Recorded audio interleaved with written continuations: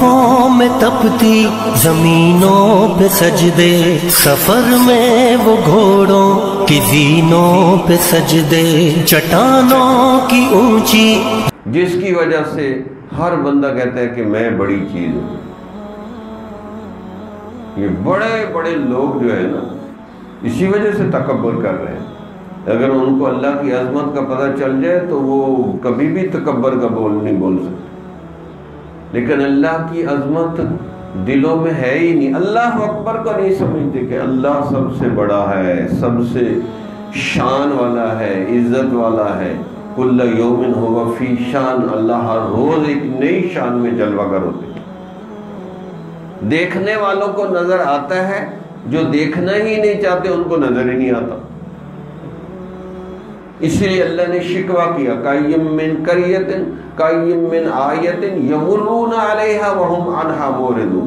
کتنے لوگ ہیں جو اللہ کی قدرت کی نشانیاں دیکھتے ہیں لیکن منہ موڑ لیتے، سوچتے بھی نہیں ہیں۔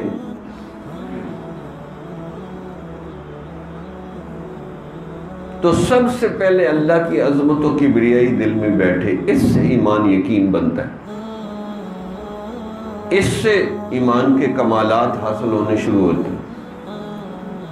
اب ایک اللہ اکبر سوچ سمجھ کے ہم پڑھ لیں، حضرت تھانوی، حضرت مفتی تقی عثمانی، اور بھی میں کسی مفکر کے حالات دیکھ رہا تھا، حضرت مولانا ابو الحسن علی ندوی، انہوں کا نماز میں حضوری کا آسان طریقہ ہے کہ جو لفظ پڑھیں ذرا ٹھہر کے پڑھیں اور سوچیں کہ میں کیا پڑھ رہا ہوں، خود ہی حضوری قائم ہو جائے گی۔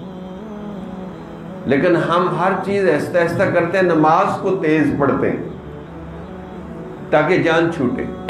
اب تیز پڑھیں گے تو آپ کو سمجھ ہی نہیں آئے گی آپ کیا پڑھ رہے ہیں۔ تو بھائی اللہ اکبر، مسلمانوں اور کافروں میں یہی فرق ہے۔ مسلمان کہتے ہیں اللہ اکبر، وہ کہتے ہیں وطن اکبر، وطن سب سے بڑی چیز ہے، ہم کہتے ہیں اللہ سب سے بڑی چیز ہے۔ بس اسی بات کا جھگڑا ہے۔